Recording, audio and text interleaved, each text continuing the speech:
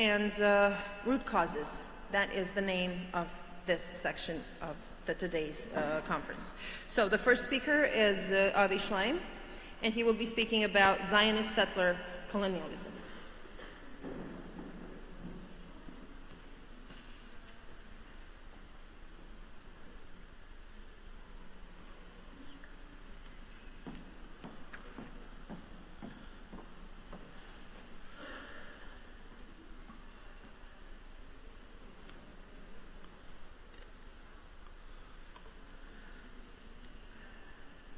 The Zionist movement was a settler colonial movement, and Israel is a settler colonial state. The logic of settler colonialism is the elimination of the natives as a prelude to taking over the land and its resources. The undeclared but real objective of the Zionist movement from the beginning has been to build a Jewish state on as large part of historic Palestine as possible, with as few Arabs inside its borders as possible.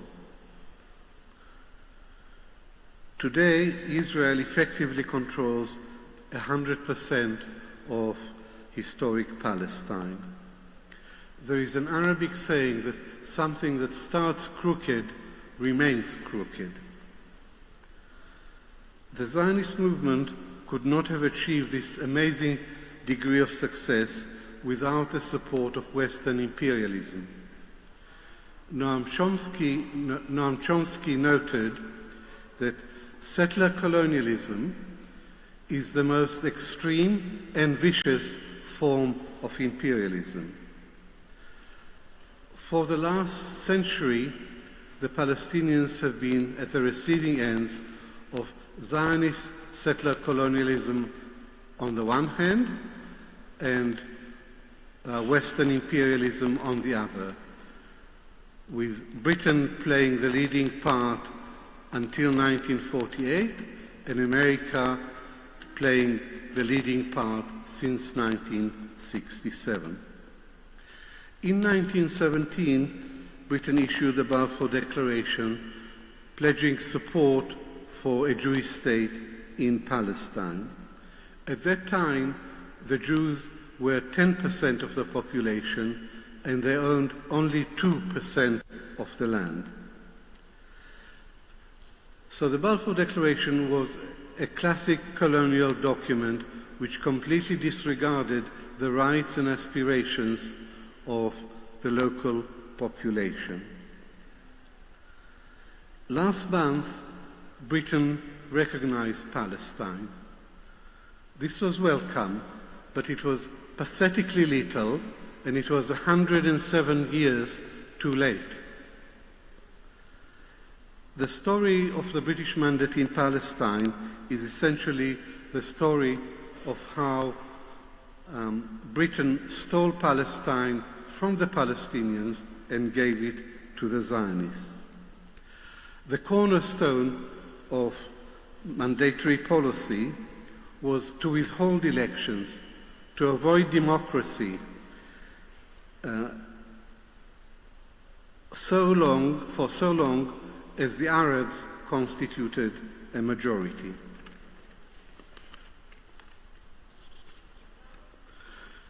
The Jews only became a majority as a result of the ethnic cleansing of Palestine during the 1948 war. 750,000 Palestinians became refugees, and the name Palestine was wiped off the map. This is the Nakba, the catastrophe. The Nakba, however, is not a one-off event, but an ongoing process of displacement and dispossession of the native population by the colonial power. This process reached its cruel and indeed its sadistic climax with the genocide in Gaza and with the ethnic cleansing of the West Bank in the aftermath of the Hamas attack of the 7th of October.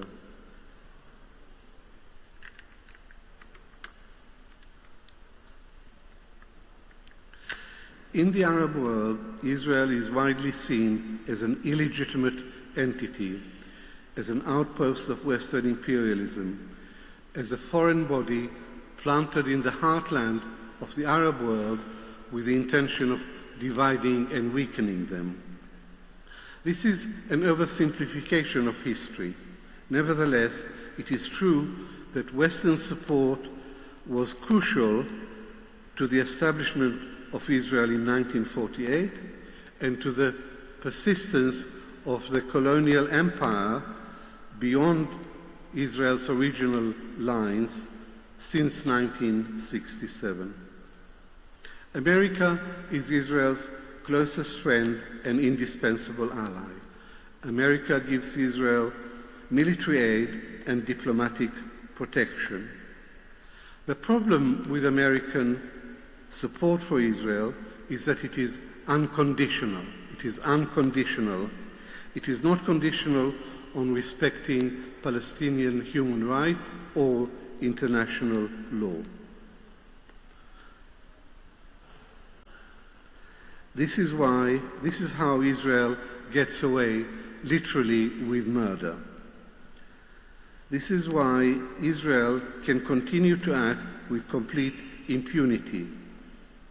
This is why the international community is unable to call Israel to account for its multiple crimes and egregious violations of international humanitarian law.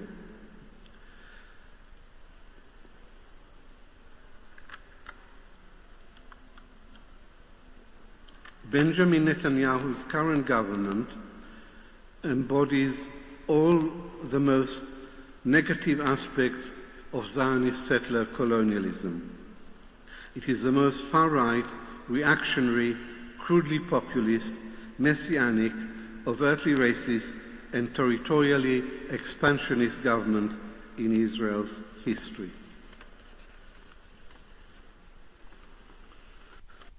Settler violence has dramatically escalated on the West Bank since the 7th of October with the encouragement of the government and the protection of the army.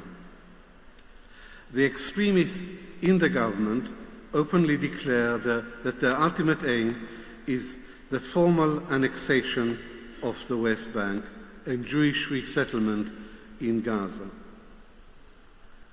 The government exploited the trauma of the 7th of October to intensify the ethnic cleansing of Palestine. A leaked report of the Israeli Ministry of Intelligence outlined concrete plans for depopulating Gaza. Egyptian opposition prevented Israel from implementing this plan, but it did not prevent Israel from achieving its principal aim, namely to make Gaza uninhabitable. Under Netanyahu's leadership, Israel has also committed the crime of all crimes, genocide. Genocide is not just a legal concept, but a fundamentally moral issue. It is the denial of the right to exist of a whole group of people. Israel's national identity is inextricably linked with the Holocaust. But Israel is no longer the victim, if it has ever been. Whereas in the Second World War, the Jews were the defenseless victims of Nazi Germany, today it's the Palestinians who are the defenseless victims of the Jewish state. In a sense, the war in Gaza is a direct result of the Balfour Declaration.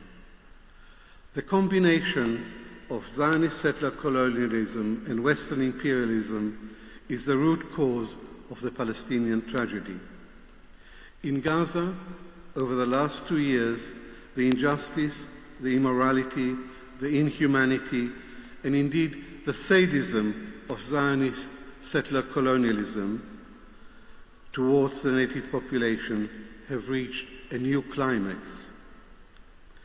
Given the origins of Israel as a settler colonial state, as Francesca Albanese has pointed in one of her brilliant reports, given the origins of Israel as a settler colonial state, this was a tragedy foretold. Thank you.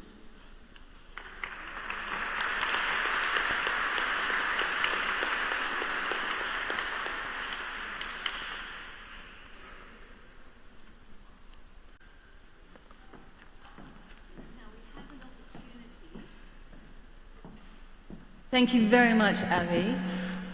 Are there any questions from the jury? Sami. Thank you very much, Avi, for your presentation. Very quick question. If we look at the history of settler colonial states, particularly France with Algeria, what future do you see of this conflict? Do you see it along these lines or along the lines of South Africa, where they would be settled and try to integrate? What kind of future do you see in light of what you know about the Zionist ideology? I believe that apartheid is not sustainable into the 21st century. White apartheid in South Africa ended as a result of international pressure, and I believe that eventually Israel will go down the same way. The impulse to change will not come from within. The pressure from outside would push Israel to end the apartheid regime. And I don't believe that partition is a solution to this problem. I don't think that partition was ever a solution from the beginning. It's one unit. And no one suggested in South Africa that you should divide the country into two states, one black and one white. But people are suggesting now that you have two states, one Jewish, one Arab. It has never worked and it will never work, and therefore I advocate one state from the river to the sea with equal rights for all who live in that space, equal freedom and equal rights for all the people who live in that space, regardless of religion and ethnicity. Thank you very much, Avi. Brilliant. Thank you, Professor. And the next one to speak is Lana Tatour, and the subject is Zionist settler colonialization and racism in Palestine.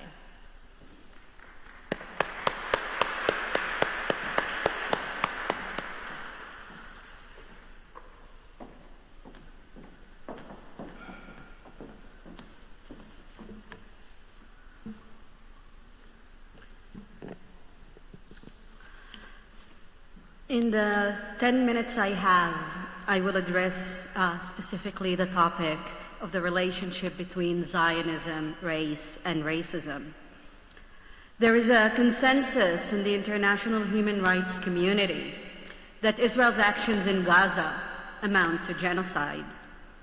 Reports were issued by human rights organizations such as Human Rights Watch, Amnesty International, Il-Haq, B'Tselem, and others, as well as by UN Special Rapporteurs and the UN Independent Commission of Inquiry on Palestine.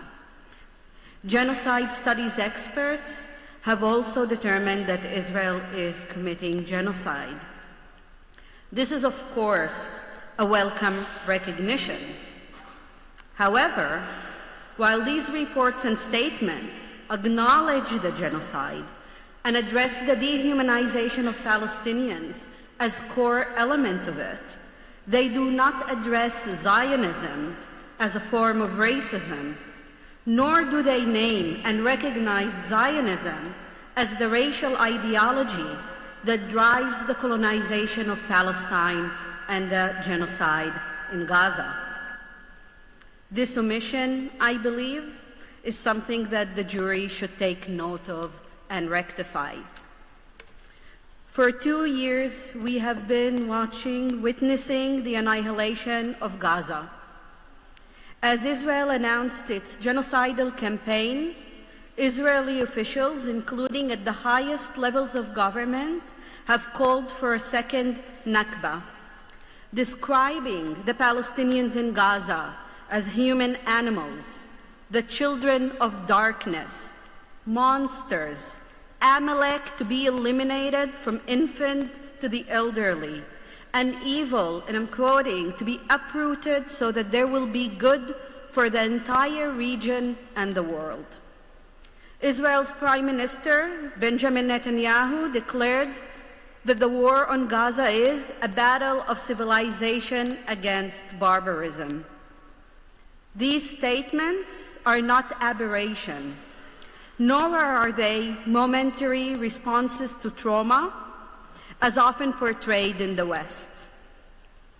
They draw on over a century of racialization of Palestinians by the Zionist movement and imperial powers. The Balfour Declaration and its denial of the existence of Palestinians as a people with right to self-determination, the partition plan, the British Mandate, the Nakba as a series of events and as an ongoing structure, the mass expulsion of Palestinians, their denial of their right to return in the name of demographic considerations, the occupation of additional Palestinian territories in '67, the siege on Gaza, the genocide, land dispossession, entrenched system of checkpoints and segregated roads, the mass incarceration of Palestinians, the discrimination against Palestinians with Israeli citizenship, they all rely on the treatment of Palestinians as less civilized, as an inferior race, as lesser humans. Racism, racialization, and racial classification and hierarchization are core to the Zionist movement, ideology, and practice. The colonial project in Palestine is also racial and racist. Any reading of the Israeli genocide in Gaza should take into consideration how Zionism emerged as part of an imperial, colonial, and racial history, speaking to imperial order and aspirations, and building on 19th century European conceptions of race. Western imperialism and racism, of which Zionism is part, rendered territories and lands belonging to 9 white peoples, including the Palestinians, available for invasion, exploitation, and settlement. As put by Edward Said, imperialism was the theory, colonialism, the practice. Moreover, Zionism was not antagonistic to colonialism, nor to the idea of race itself. On the contrary, Zionists built on and benefited from both. Race was central to the Zionist mission of establishing Jews as a nation and the people, not just a religious group. Furthermore, Zionist leaders themselves described the movement as one of colonial settlement, an extension of European imperialism, bringing civilization and modernization to the Orient. Theodor Herzl talked about the Jewish state as an outpost of civilization as opposed to barbarism. The idea was that while Jews are inferior race in Europe, in Palestine, they are racially superior to Palestinians. And if Palestinians are an inferior race, then they are not deserving of self-determination, sovereignty. Their national aspirations can be ignored, and they can be expelled, transferred, removed, killed, and their land taken. Already in 1965, Fayez Sayer wrote that racial elimination stands at the heart of the Zionist project since its inception. The Zionist quest for eliminating Palestinians is now taking one of its most brutal forms, the genocide in Gaza. Israel has destroyed all means that sustain human life and has made Gaza unlivable. The annihilation of Gaza has been justified, supported, facilitated, and carried by Western powers, Western media, and corporations. It relies on anti-Arab, anti-Muslim, and anti-Palestinian racism, and on the attribution of more value to Jewish life while disregarding Palestinian life. It is this deep-seated racism that allows this genocide to continue despite it being live-streamed. In Gaza, we see the treatment of Palestinians not just as less than humans, but also as non-human. Israelis are dancing in parties, social gatherings, and weddings, and exercising to songs that call to exterminate Palestinians, with genocidal lyrics, such as "May your village burn." Israeli civilians are actively blocking and destroying food and medical supplies intended for the people in Gaza. They are picnicking with their families at sites where they can watch the bombing of Gaza as a form of entertainment. They protest for the right to rape Palestinians, and Israeli parliament debates the legitimacy of raping Palestinians. Israelis relish on TikTok videos of killed and starved Palestinians, taking pleasure from watching dogs eating bodies of dead Palestinians that were never allowed to be respectfully buried. Soldiers make videos of themselves wearing lingerie of Palestinian women, mocking them, and playing with toys that once belonged to kids, now either displaced or killed. What we are witnessing in Gaza is race at work. It is Zionism at work. On 10th of November 2025, 2 weeks from now, we will be marking 50 years to Resolution 3379, which determined that Zionism is a form of racism and racial discrimination.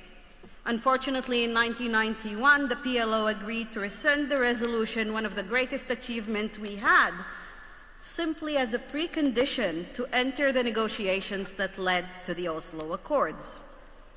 50 years later, the genocide in Gaza and Israel's ongoing colonization and apartheid in Palestine demonstrate the need to recenter the conversation on the racial and racist nature of the Zionist colonial project.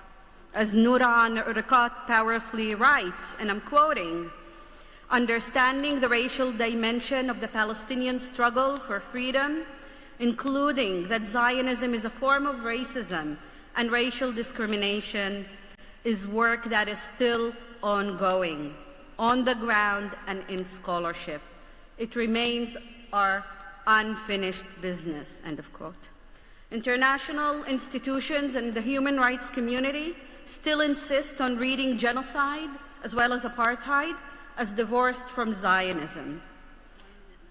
Even when they acknowledge racial domination and Jewish supremacy, they do not recognize Zionism as their source.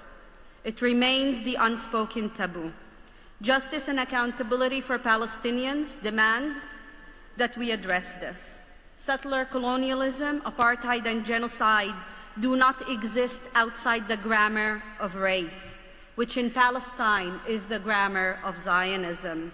I call the jury to address Zionism as a colonial project and a form of racism in their consideration of Israel's genocide in Gaza. Thank you.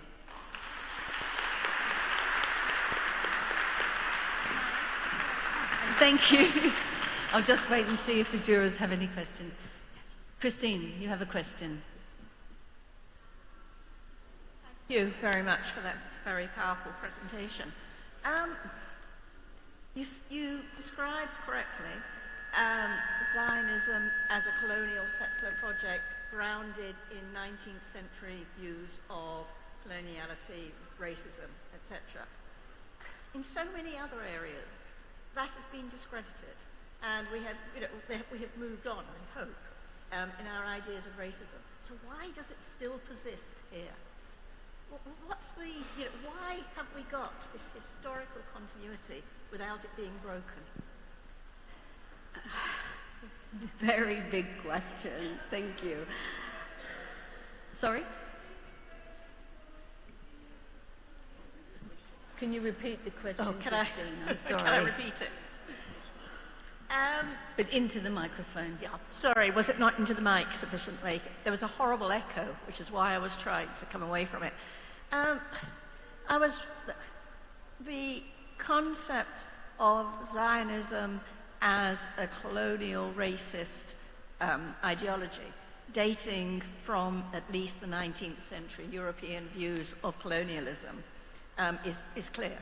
But in so many other areas, we've moved on, and we have a more modernist, contemporary understanding of racism and have rejected racism in so many areas. So why have we got this continuity? Why has it persisted in this way for over 100 and however many years it is now? I mean, it's a difficult question, and but have you any thoughts at all as to why that is the case? I actually really need to think about it, but I mean, race and racism exist. These kind of intersections between imperialism, race, and racism are still apparent globally and in the international system and international law. I think what the genocide in Gaza has really emphasized is that we are able to see the racial and racist roots from their origins from 19th century in such strong way today, and seeing how it has never actually ended. And it is because it goes back to Zionism and settler colonialism in Palestine being still as strong as it was decades ago and over a century ago. And the perception in Israel that the Zionist project is unfinished business, because Palestinians have not been eliminated, because the territory has not been taken in full.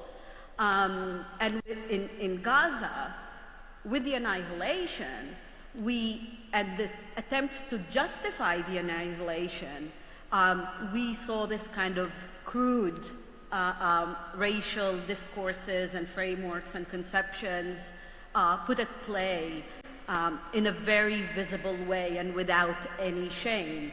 What is more striking is not the Israeli discourses, maybe not striking but disappointing, but actually seeing the impunity with which Israel is operating, which again speaks to the deep anti-Palestinian racism and to the less value of life that is given to Palestinians. Thank you. Thank you, Lana.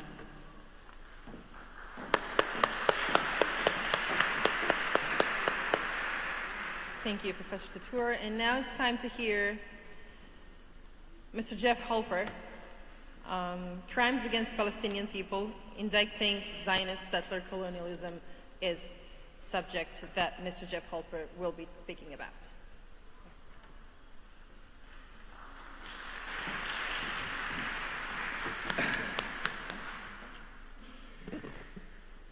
I hate to read, but so I'm sure I stay within my 10 minutes. I'm going to do that. I apologize. My name is Jeff Halper. I'm the director of ICAD, an Israeli-based anti-colonial organization dedicated to resisting the Israeli demolition of Palestinian homes, the Zionist colonization of Palestine, and for establishing a shared democracy between the river and the sea. I'm here in my capacity as an expert on the crimes of house demolitions and settler colonialism. In the few minutes I have, I'll address specifically the need for the tribunal to look up from the specific areas of crime being committed by Israel in Gaza in order to hold accountable the very system, Zionist settler colonialism, that spawns those crimes. The crimes of which Israel is accused, from plausible genocide, war crimes, and crimes against humanity, to specific and myriad violations of the Fourth Geneva Convention and the International Convention on the Suppression and Punishment of the Crime of Apartheid, among others, cannot be addressed only as crimes in and of themselves. For justice to be advanced and to ensure that these crimes never happen again, the political and ideological system from which they emerge must also be dismantled. This was recognized in a way when the UN General Assembly adopted the Zionism is Racism resolution in 1975. Although that wasn't an operational resolution, but merely declarative, and it was repealed, unfortunately, in 1991. The verdict regarding Israel's operations in Gaza must relate not only to specific criminal policies and actions, but also then to the criminal system that spawned them. Zionism's very purpose, to Judaize Palestine, by definition, violates the right of the Palestinian people to self-determination as guaranteed in the UN Charter. The principle that all peoples have an inalienable right to complete freedom, sovereignty, and territorial integrity has risen to a point of customary law. Settler colonialism, however, isn't a concept with a clear and adjudicable definition that can be applied in international law, like, for example, occupation or apartheid. This weakens the ability to apply international law to cases of settler colonialism. I would therefore like to shift the focus of the accusations from the crimes this tribunal is considering to the broader illegal colonial system of Zionism which gives rise to them. Settler colonialism, in both its ancient and modern forms, is a form of colonization in which settlers arrive in another country with the intent of taking it over. It can arise out of nationalist ideology, as in the case of Zionism, or as a policy of grabbing and integrating territory, as in the Sinification of Tibet, the Iraqi attempt to Arabize Kurdistan, or the Russification of Eastern Europe. Whatever the steps taken by the settlers, they follow a similar pattern. Displace or eliminate the indigenous population, take control of its lands, replace the native population with the settler one, a process which in Zionism is known as Judaization, and ultimately to normalize the new country. In the case of Zionism, to normalize the transformation of Palestine into Israel, in the image of the settlers themselves. This process then disappears the indigenous population. Palestine and Palestinians are disappeared, and the settlers become the new indigenous population. Genocide, cultural and physical, is therefore built into the settler project. As the Zionist leader and former Prime Minister Moshe Sharett said as far back as 1914, "We have not come to an empty land to inherit it. We have come to conquer a country from a people inhabiting it that governs it by virtue of its language and savage culture." So the flip side of Judaization is de-Arabization. Already in 1937, David Ben-Gurion, who was a vocal proponent of compulsory and total transfer, established a committee on population transfer within the Jewish Agency. This is a decade before the partition, of Palestine by the UN.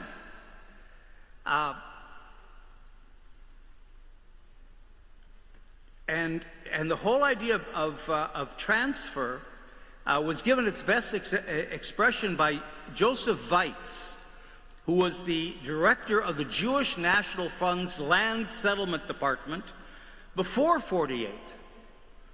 And he was the driving force behind the expulsions of 1948 when he declared, "It must be clear that there is no room in the country for both peoples. The only solution is a land of Israel without Arabs. There is no way but to transfer the Arabs from here to the neighboring countries, to transfer all of them, perhaps with the exception of Bethlehem, Nazareth, and Old Jerusalem. Not one village must be left, not one tribe," in the words of Joseph Weitz. Now, the initial transfer actually took place during the course of the Nakba, of course. In 1948, when Israel expelled about 750,000 Palestinians, more than half the population, the Palestinian population, and 85% of the Palestinians that were inhabiting what became the State of Israel. The transfer repeated itself in 1967, when between 280,000 and 325,000 Palestinians were driven from the West Bank, Gaza, and the Golan Heights, as Israeli military violence was directed at the civilian population, including the demolition of population centers and the emptying of refugee camps by the Israeli army. And today, in the wake of its genocidal operations in Gaza, again, genocide and ethnic cleansing being part of the process of Judaization, Israel is openly negotiating with a number of countries, including South Sudan, Ethiopia, Libya, and Indonesia, to accept all or most of Gaza's 2.3 million people. This is an active campaign on the part of Israel today. This isn't just some idea in the air. In collaboration with the Trump administration, Israel's presented detailed plans for the redevelopment of Gaza, virtually devoid of its current inhabitants. The seizure of Palestinian lands is easily documented in maps. Since 1947, Israel has been awarded 56% of Palestine by the UN partition plan. It's conquered another 22% of Palestine in 1948. The Green Line that accepts internationally those conquests and the partition is now codified into what we call the Green Line, which has become de facto the border of Israel. And it's established full military control over the entire occupied territory. It's also annexed de facto Area C of the West Bank, the 62% of the West Bank, that today houses 800,000 settlers in more than 300 illegal settlements. 90% of the 6.7 million Palestinian residents of historic Palestine between the river and the sea are today confined by Israeli military and planning policies to 12% of their homeland. That 12% is comprised of some 170 disconnected enclaves.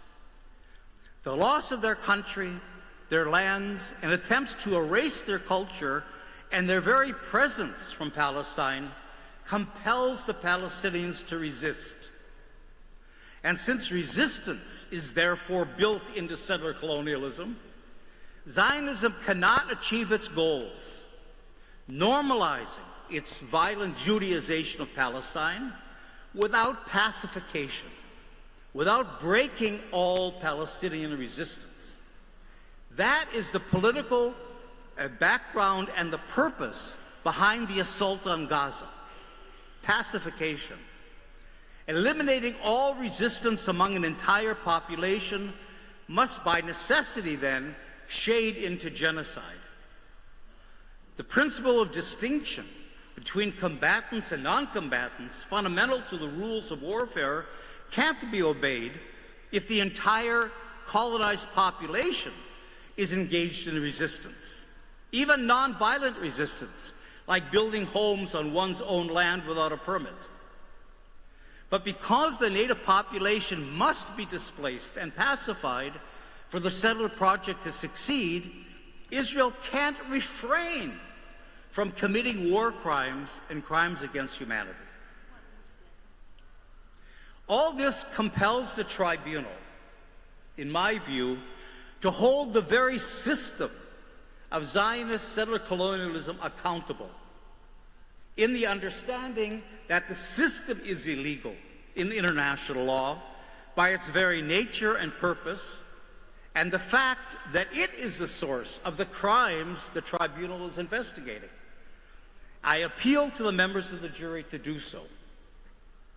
In addition, as the head of ICAD, I call on the members of the jury to address the issue that while democide, herbicide, and scholasticide are all aspects of cultural genocide itself is excluded from the Genocide Convention, which only recognizes physical genocide. Since the Nakba, Israel's demolished almost 500,000 Palestinian homes, schools, universities, libraries, museums, mosques, churches, commercial centers, markets, and farm buildings. We urge the international community to expand the Genocide Convention so that it includes all these crimes as well. Thank you. Thanks so much, Jeff. Amazing. We have actually 3 members of the jury have raised their hands in this situation. So what I'm going to suggest is that if you each ask the question, there are 3 of them, and perhaps that they overlap, and Jeff, you could answer them. So can I take them all together? So let's start with Biliana, who had her hand up first, then Chandra, then Ada. Keep them short if you can. I'll try to keep it short, even though we are talking about the root causes and about the root causes of the situation of the genocide. But, and we started from the 19th century and all this prehistory. But the root causes are mutating. They are developing along with the changing world. And if we talk about the settler colonialism as a form of imperialism, today we talk about hyper-imperialism. So it is a global phenomenon. You suggested that we should focus on dismantling the criminal system of Israel. For me, it is too narrow, too local, not enough. Because we have to talk about the political economy of genocide, where complicit actors are private military companies, other states, other international organizations. How are we going to deal with all these actors? It is not only Israel. It would be very easy to point out Israel is the bad guy, let's dismantle the system, let's try to build something better. Sorry, I know it is a long and complex question. Thank you, Chandra. Have you got a pen there, Jeff? No. To record that. Okay. Thank you, moderator. The root cause in sustaining genocide and apartheid in Israel is perhaps linked to something very, very current and contemporary. And what is that? It is the link, the very intimate, intricate link between Zionism, the State of Israel, and global hegemony. The whole system is what sustains Israel.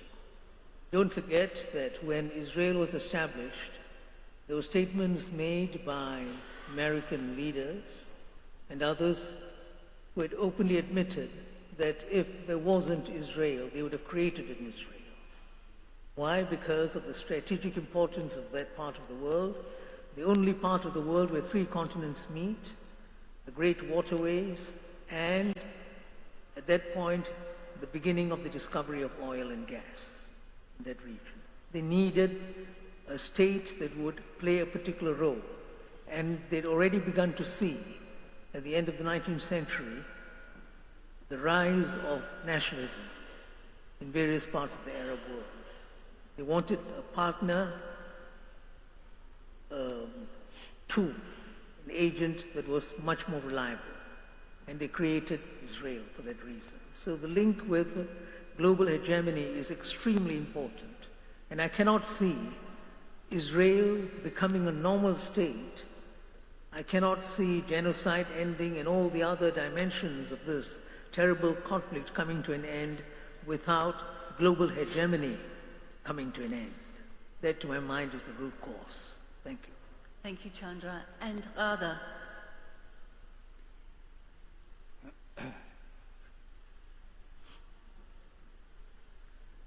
That's on. Okay. This is just a question about Zionism and genocide. I'd like to just clarify.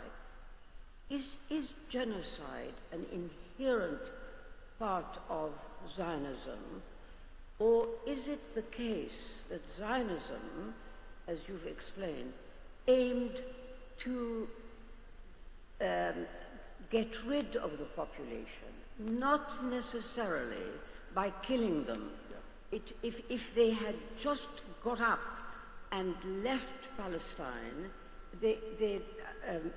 my understanding is this would not, the attempt would not have been made to kill them wherever they were, but the whole point, isn't it? It's just wanted to clarify that, if you wouldn't mind, as to what the essence of Zionism, while it might use genocide if it has to, in essence, it's aiming to expel the people. Thank you, Radha. Jeff, Can I squeeze in just a quick 30 seconds, if I may? You've had a question, Sami. Can we've got online participants Okay. who are coming, so I think we can do something with the rapporteurs later. Sorry. Jeff, please come back. All right. Well, in terms of the first comments, if I got it right, you know, settler colonialism is a system, and it's not unique to Zionism, of course. I mean, the settler colonial projects all over. I mentioned Iraq and Kurdistan. Well, there's the issue of Western Kurdistan as well. The United States, you know, Canada. I mean, you go all over the world. The French in Algeria. I mean, it's a system, and I guess what I was just trying to point out here and argue was that, you know, if you don't attack the system itself, you can attack its different symptoms, but you've got to, you know, you have to attack the causes of those crimes. And in fact, if you look at the settler colonial projects in different parts of the world, they follow a fairly similar pattern, as I tried to mention, so that even the crimes become kind of common and parallel. And so if you attack the settler colonial system, and I argue that the international legal system has tools for that, you're not only able to deal with all the instances of the crimes committed, but you're able to prevent the crimes. I mean, it was completely predictable. I think it was predictable to the UN in 1947 when they did the partition plan that genocide was going to happen, that the Nakba was going to happen. I mean, it was all clear, not only from the statements of Ben-Gurion and these people, but from the very nature of what Israel was doing and what previous settler colonial enterprises did as well. So I think it's a lacuna. We use settler colonialism as kind of an analytical tool, which is really important, but I do think it has to somehow, I'm not an international lawyer, so I don't know how to do that, it has to be brought into the legal processes so that we can begin to attack the root causes and not simply the symptoms. In terms of global hegemony, I write a lot about that. I wrote a book called War Against the People. And it was subtitled Israel, the Palestinians, and Global Pacification.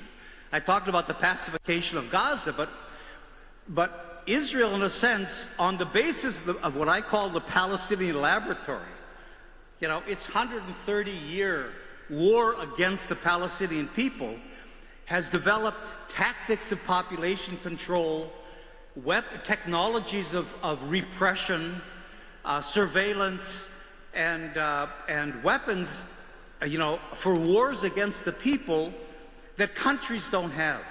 You know, the Pentagon might have $1 trillion budget a year, but it didn't prevail in Iraq or Afghanistan. Wars against the people that especially arise out of the capitalist system we have are really Israel's niche. It's its specialty. Enforcing capitalism at a time when, with neoliberalism, of course, more and more people, including the middle-class young people of the global north, are being excluded from the global economy, from the job market, and so on. So that it serves that purpose, and it also serves to give support to repressive regimes. Let's not forget the Pegasus system in Khashoggi's telephone that Israel had supplied to Saudi Arabia. So, you know, this whole issue of Israel serving the hegemons, that was an essential principle of Zionism since Herzl went to the Sultan here in Istanbul to try to get a charter for Palestine. And when that didn't happen, he went to the German Kaiser, met him in Jerusalem to try to get a charter. Serving the hegemons has always been Zionism's strategy, because otherwise it's a small little movement of a few Jews somewhere. It doesn't make any. But if you can insert yourself into the global system, and Israel's very good at reading the needs of the different countries whose support it needs, then it's able to succeed. And in fact, I think there's a co-hegemony developing in the Middle East between Israel, which is becoming the military hegemon of the region to a large degree, certainly of the Arab part of the Middle East, and Saudi Arabia, which is becoming the economic hegemon. And, you know, so those kinds of considerations, it's true, really, you know, give even a wider context to how Israel succeeds in its settler colonial project. And finally, just really quickly, I think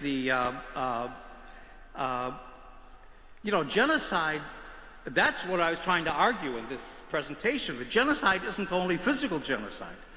It has to do, you know, when Raphael Lemkin developed the concept of genocide, he got the United Nations to accept the physical genocide part, but not the cultural genocide part.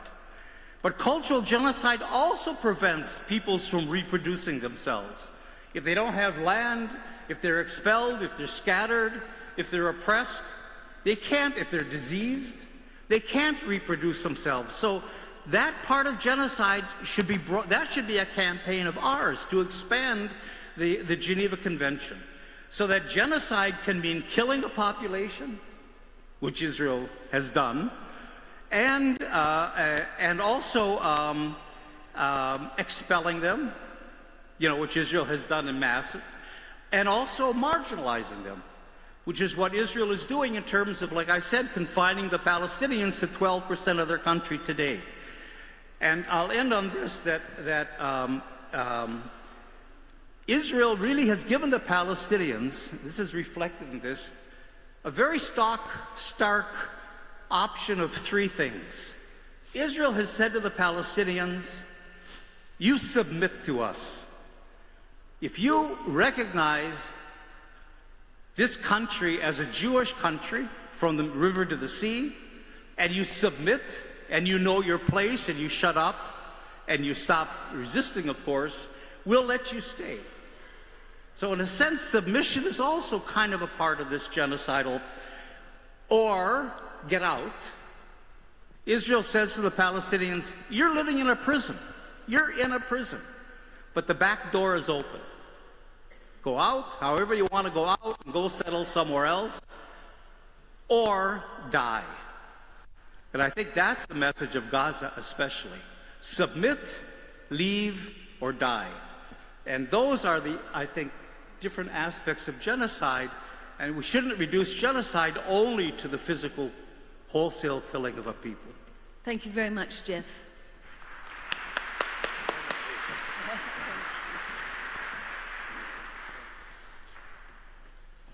Thank you, Professor Halper.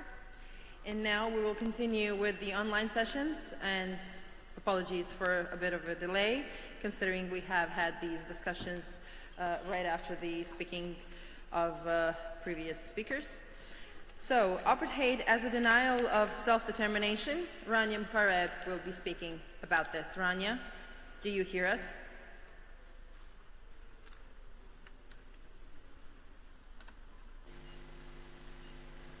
Okay. Okay, Rania, you have your time. Thank you. Members of the Jury of Conscience, my name is Rania Muharib. I'm a human rights scholar, and I'm here in my capacity as an expert on apartheid in Palestine. I will address Israel's crime of apartheid as a denial of the Palestinian people's right to self-determination. Distinguished members of the jury, apartheid is a colonial system of domination. It is fundamentally a denial of the right to self-determination. In South Africa, apartheid involved not only institutionalized racial discrimination and segregation, but also the grand apartheid project of territorial fragmentation and political repression.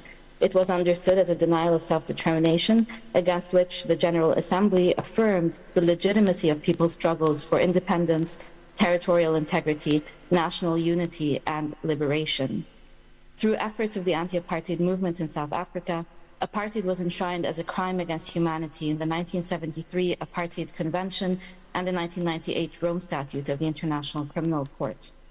It is an institutionalized regime of systematic racial oppression and domination, prohibited as a peremptory norm of international law, and constitutes a threat to international peace and security. Members of the jury, Israel's apartheid regime has been widely recognized. In July 2024, the International Court of Justice determined that Israel is in breach of the prohibition of racial segregation and apartheid. For decades prior to that, grassroots movements, civil society, scholars, practitioners, UN experts, and increasingly states have recognized Israel's illegal apartheid regime. This has now become a consensus position within the human rights movement. Israel's apartheid has oppressed and dominated the Palestinian people since the start of the Nakba, the catastrophe in 1948. Palestinians have endured mass displacement and dispossession from their lands across historic Palestine and have been subjected to widespread and systematic human rights violations constituting inhuman acts of apartheid. These have included population transfer, persecution, extrajudicial executions, mass arbitrary detention, torture, rape and other sexual violence, enforced disappearance, and other inhuman acts intentionally causing great suffering and serious injury to body and physical and mental health. These, in addition to fragmentation, illegal occupation, annexation, aggression, and the ongoing genocide, are embedded in the ideology of Zionism as a racially exclusive settler colonial project in Palestine. Israel's ongoing violations and international crimes have been well documented for decades, including by numerous UN commissions of inquiry, fact-finding missions, and investigatory bodies, none of whose recommendations have to date been implemented. The jury will want to consider that to recognize Israeli apartheid is to root it within Zionist settler colonialism's eliminatory project to erase and replace the indigenous Palestinian people. Zionism constitutes Israel's official policy and its raison d'etat. Racial supremacy is embedded in Israeli laws, policies, practices, and the institutions of the Zionist movement. The latter, including the Jewish National Fund, the World Zionist Organization, and the Jewish Agency, have operated for the past century to privilege Jewish nationals while depriving the indigenous Palestinian people of their inalienable right to self-determination, including permanent sovereignty over natural resources across historic Palestine. The jury should be aware that Zionist parastatal institutions enjoy quasi-governmental status under the 1952 World Zionist Organization Jewish Agency Status Law, and they have played a central role in the colonization of Palestine and the displacement and dispossession of Palestinians on both sides of the Green Line. Already in 1998, the UN Committee on Economic, Social and Cultural Rights recognized that these policies amount to an institutionalized form of discrimination, whereby Zionist institutions, by definition, would deny the use of properties such as land, water, and other natural resources to non-Jews, in particular the indigenous Palestinian people and also Syrians in the occupied Syrian Jowlan. 2 decades later, the Israeli parliament adopted the 2018 Jewish nation-state basic law, enshrining Jewish settlement as a national value. Palestinian human rights group Adala called the nation-state basic law a colonial law with distinct apartheid characteristics, and has highlighted Israel's ban on Palestinian family unification as worse than the laws adopted under apartheid in South Africa.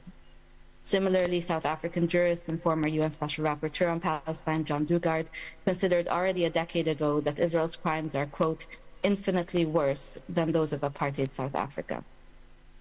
Members of the jury of conscience, the Palestinian movement for freedom, justice, and equality has for over 2 decades advocated for a comprehensive understanding of the root causes in Palestine. These are over a century of racist Zionist settler colonialism that has sought the elimination of the Palestinian people from the land, 77 years of ongoing Nakba and apartheid, and 58 years of illegal Israeli occupation, all of which must be radically dismantled through a process of decolonization. I wish to draw the jury's attention here to 3 critical points. First, the Gaza genocide is taking place in a broader context. It is a culmination of Israel's settler colonial apartheid regime, as recognized by South Africa in its application against Israel before the ICJ under the 1948 Genocide Convention. In 2021, the Gaza-based Al Mizan Center for Human Rights found that the Israeli regime deliberately imposes on Palestinians in the Gaza Strip living conditions calculated to cause their physical destruction in whole or in part, constituting an inhuman act of both the Apartheid Convention and the Genocide Convention. Second, a comprehensive articulation of the root causes in Palestine is essential to ending impunity, dismantling the system of oppression and domination, and realizing the Palestinian people's inalienable rights to self-determination and return. In this regard, it is worth recalling that Israel's apartheid regime targets the Palestinian people as a whole. It operates through perpetuating the ongoing Nakba of displacement, dispossession, and denial of the right of return, and through the fragmentation of the Palestinian people.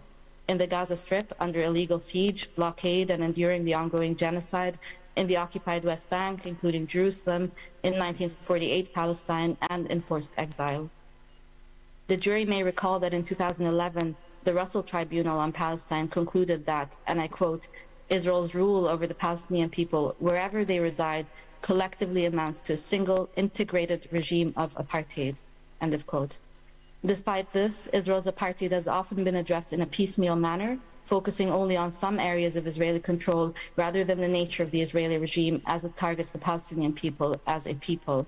Even the International Court of Justice in July 2024 considered Israel's breach of the prohibition of racial segregation and apartheid only with reference to its illegal practices in the West Bank, including East Jerusalem, without addressing the totality of the Palestinian experience as part of the ongoing Nakba.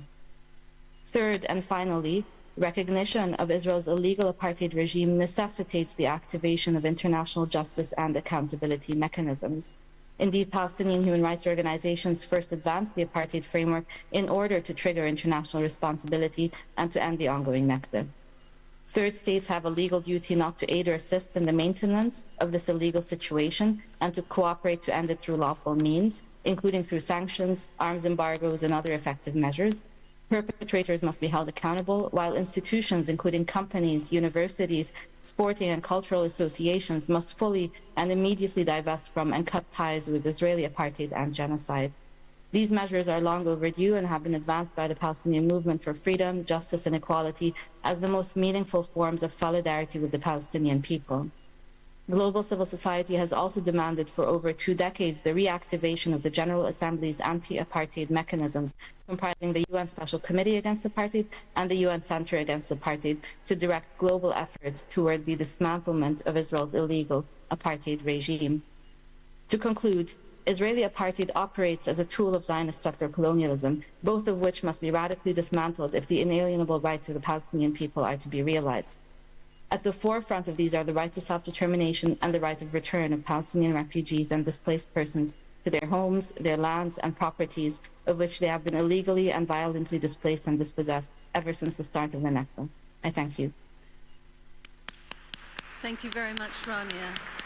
Could you please stay online? Could our participants online please stay online, because there will be an opportunity for the jurors to ask questions when all of the online participation is finished. Yes, there will be time for discussion. Thank you, Penny, for calling them. Next to speak is Rabia Agbaria, as you can see on our screen behind our back, towards Nakba as a legal concept. Rabia, the time is yours. Thank you. Can you hear me? Yes. Members of the Jury of Conscience, my name is Rabia Agbaria, and I'm a lawyer and legal scholar writing on the Nakba as a legal concept. I speak to you today at a time when many rushed to declare the Gaza genocide over. Yet Gaza remains in ruins. Its devastation is unlike anything we have witnessed before. Israel has violated the so-called ceasefire over 45 times since it was announced just 2 weeks ago, killing over 50 Palestinians since. The acts of extermination have clearly not ceased. But even if they did, what we know is this: a genocide does not simply vanish. It does not miraculously evaporate. It is embedded in a deeper and darker systems of injustice and oppression. The genocide in Gaza over the past 2 years is not an isolated aberration. It is a culmination of a century-long process rooted in a political ideology, Zionism. Destructive ideologies mirror the calamities they produce and often become defined from the perspective of their victims. The Nazi ideology produced the Holocaust, and Afrikaner nationalism generated apartheid.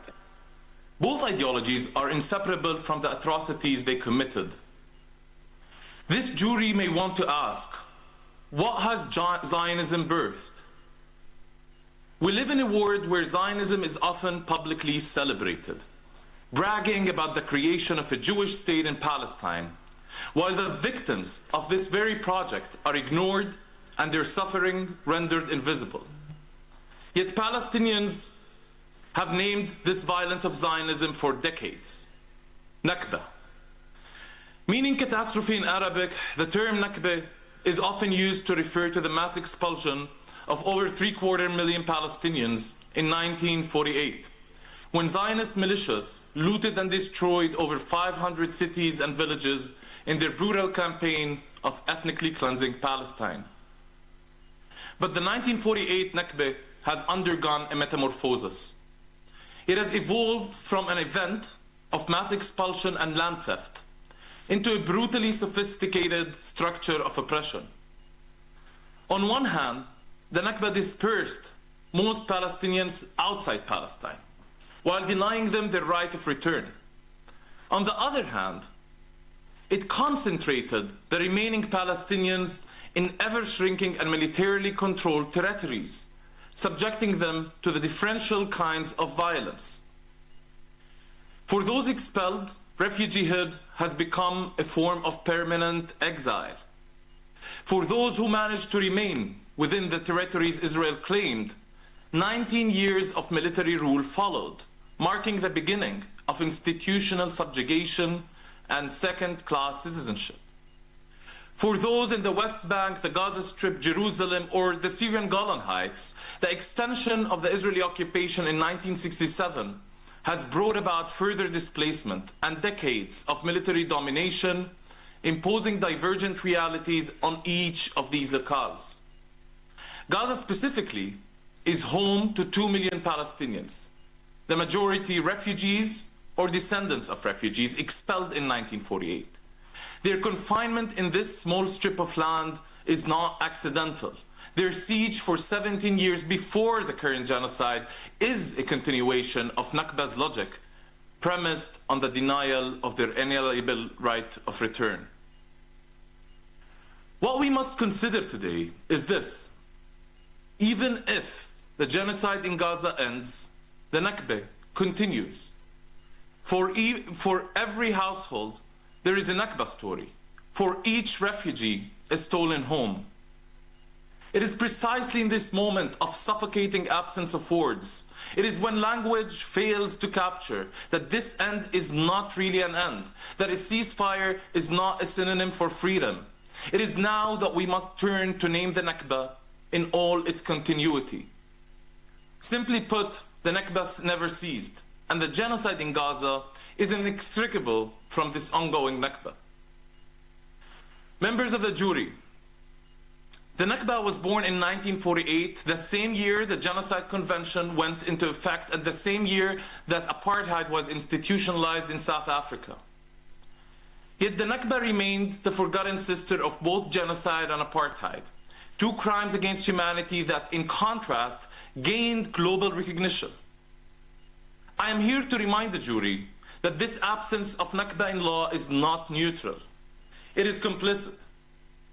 What I ask you to consider today is that Nakba itself must be understood as a legal concept, autonomous and distinct, if we are to reckon truthfully with the reality in Palestine we are witnessing today. Its foundational violence is displacement, its structure is fragmentation, and its purpose is to deny the Palestinian people their right to self-determination. The ongoing stream of Nakba has long ago intersected with the spectacular violence of occupation, apartheid, and genocide.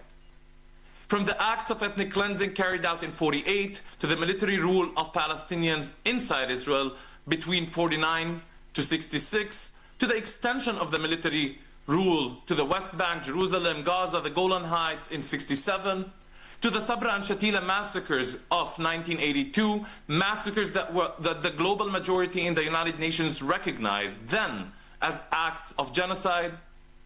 The Nakba has contained many unspeakable crimes that meet the legal definition of both apartheid and genocide. Still, the totality of these crimes has never been recognized, and the overall settler colonial project they advanced has often remained obfuscated. The legal language we possess has treated Palestinians at best as victims of different episodes of violence or so-called conflict, rather than victims of an overarching and organized project of dispersal, domination, and denial of self-determination. That's why we must insist to name this violence in law. To render the Nakba invisible is to make its continuation possible. Nakba is the grammar that ties Gaza's destruction to the permanent exile of refugees, the fragmentation of the West Bank to the subjugation of Palestinians inside Israel, and the Palestinians' enforced exile around the world to Palestine itself. The crime of Nakba, understood as a structure, not as an event, captures what the other legal categories, even when correct, leave fragmented. Members of the jury, the crime of Nakba is the paradigmatic crime of settler colonialism in the 20th and the 21st centuries. The disastrous qualities of the Nakba rest on the dual violence of both expulsion and concentration, fragmentation and domination, both designed to deny a group its inalienable right to self-determination in its homeland, while granting that very power to a settler society. Members of the jury, the genocide in Gaza today cannot be understood without the longer view of the Nakba. And while law has often failed Palestinians, it is still a terrain where truth must be fought for. To recognize Nakba as an autonomous legal concept is not to imagine that the law will save us. It is to demand that law tell the truth, that what we see in Gaza today is not simply a horrendous episode, but the continuation of a century-long project designed to deny the Palestinian people their right to self-determination and their very existence in Palestine. By affirming Nakba as a legal concept and a continuous crime, you, as a jury of conscience, are not creating something new. You are recognizing what Palestinians have testified to for generations. You're saying there is no past war and present conflict. There is only one continuous Nakba, and the genocide in Gaza is its most devastating manifestation. The Nakba must urgently be recognized, ended, and remedied. Thank you, and may we all live to see the day when the Nakba is finally overcome.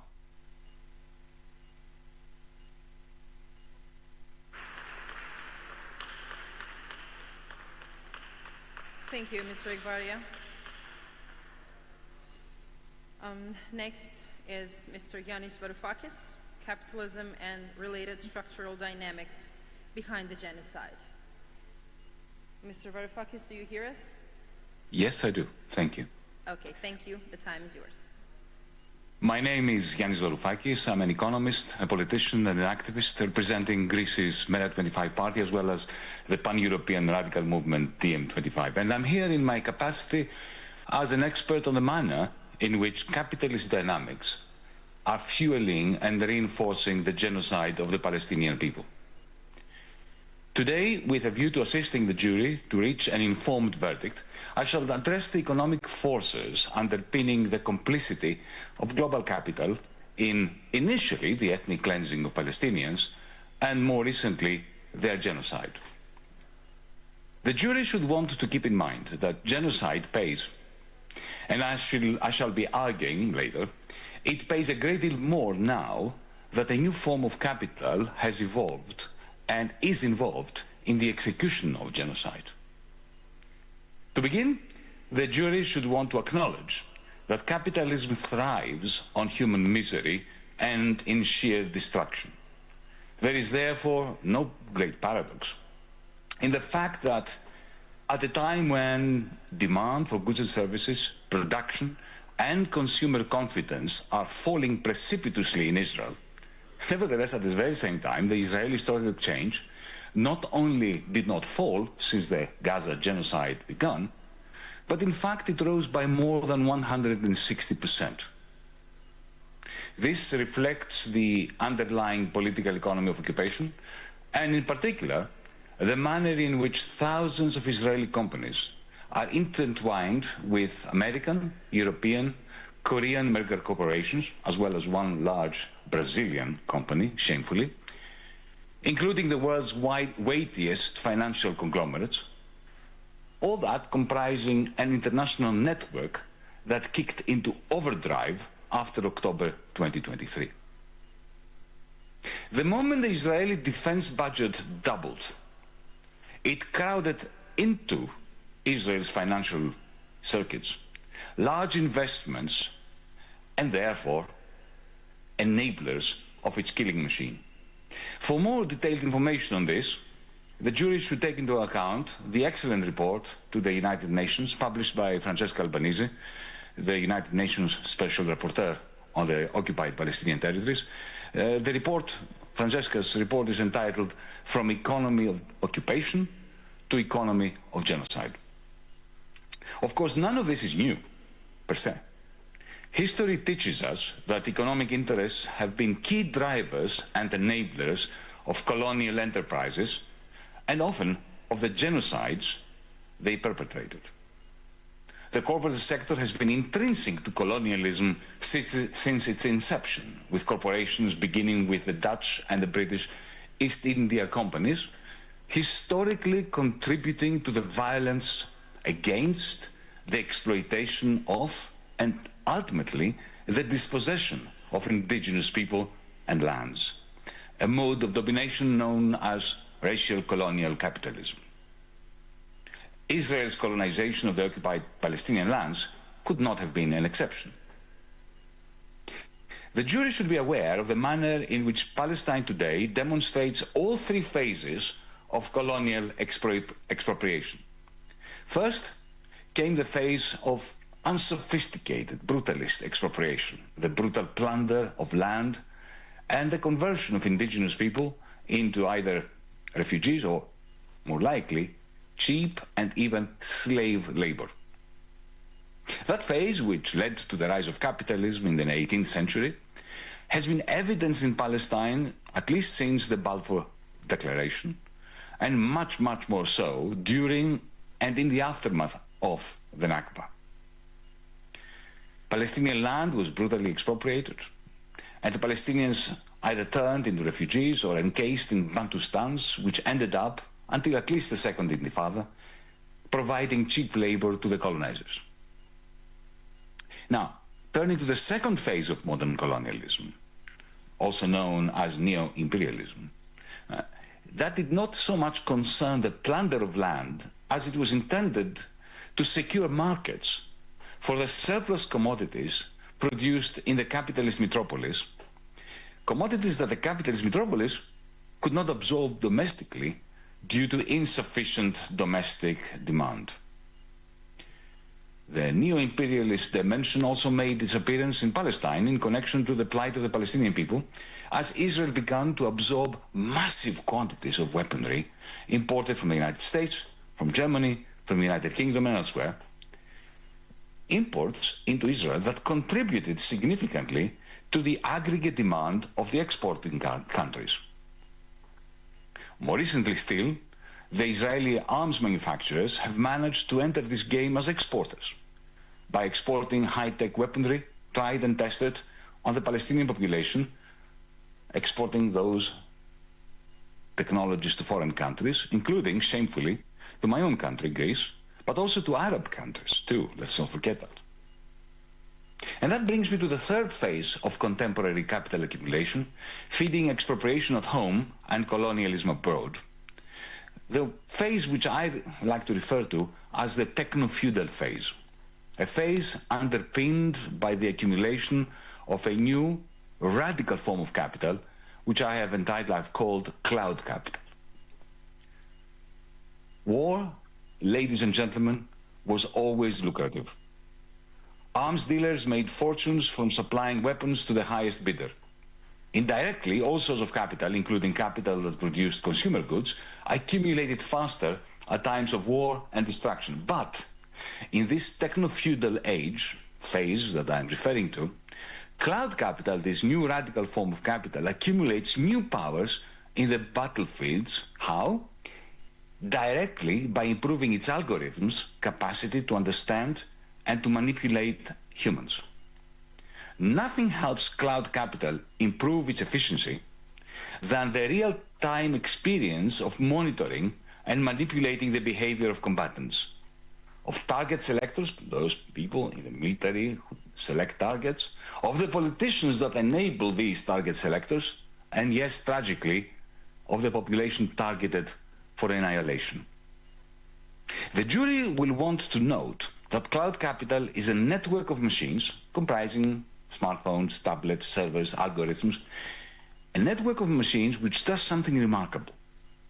We train it, this network of machines, to train us, to train it, that network of machines, to know us well enough, and eventually to manipulate our behavior, therefore imparting, giving the owners of this cloud capital exorbitant powers to do things to us against our will in their interest.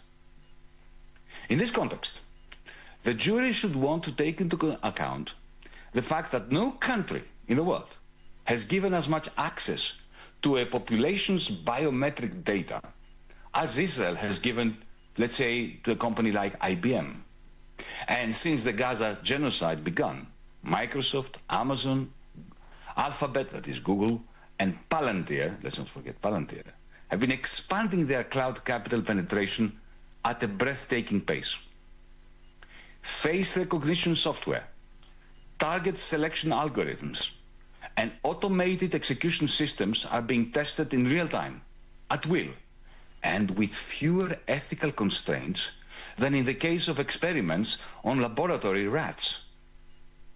America's big tech, Silicon Valley, could not be happier with the genocide. The jury should therefore be aware of the fact that today's AI targeting devices that maximize death and destruction in Gaza, will tomorrow morning power up the Amazon or Google or Microsoft algorithms, which make us buy stuff we neither need nor want, algorithms which poison our conversations in our social media here in the West, that drive increasingly dispossessed proletarians, drivers, nurses, and warehouse workers.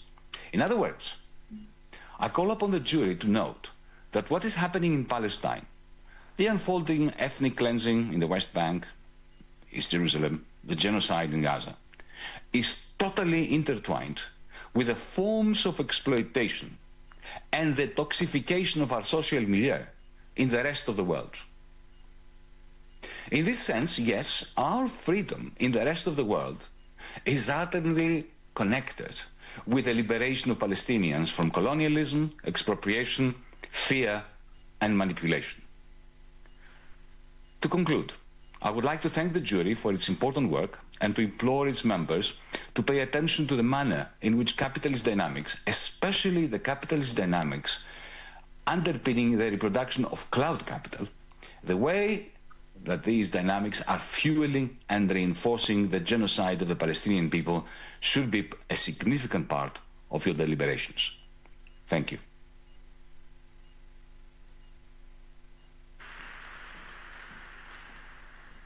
Thank you, Mr. Varoufakis. And now, Usama Makdisi will be speaking, and the subject is root causes drawing on historical perspective. Mr. Makdisi, do you hear us? Yes, can you hear me? Okay, yes, loud and clear. Thank you very much, and Okay. the time is yours. All right, thank you. Distinguished members of the Jury of Conscience, my name is Usama Makdisi, a professor here at UC Berkeley in history. For 2 years, we have witnessed genocide. And for 2 years, the question that has haunted me and still haunts me is why, across so many parts of the liberal West that so solemnly proclaims the universality of law and human rights, is the professed concern with Jewish life consistently predicated on an obvious devaluation of Muslim and Christian Palestinian life. The question that concerns me and us is why and how Palestinians have been systematically dehistoricized. That is to say, how and why Palestinians have been rendered a people without history, without ethical or political importance. A people whose past, and therefore present and future, has been overwritten by a deeply pro-Israel, Eurocentric narrative. This overwriting of Palestinian history is a key prelude to the dehumanization and the genocide that we have witnessed. This devaluation of Palestinian and, of course, Arab and Muslim life more broadly, in fact, has a long history. After the Crusades and beginning with the Reformation, Protestant enthusiasts and theologians in Europe and North America fantasized about the idea of a return of the Jews to biblical Palestine, but they had no interest in the actually existing diverse population of actual Palestine, or for that matter, of the Jews of Europe. In the 19th century, the Zionist Jewish nationalist movement emerged among European Ashkenazi Jews, such as Theodor Herzl. But the Zionist movement too, at first, also ignored the native Palestinian population. Part of this, of course, was geography. Zionism was not born among the ancient Jewish communities of the East, but in Europe.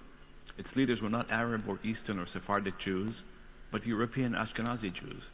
Its ethno-religious nationalist ideology was forged not by the pluralism of the Middle East, but by the competing racial and ethnic and linguistic nationalism of Europe.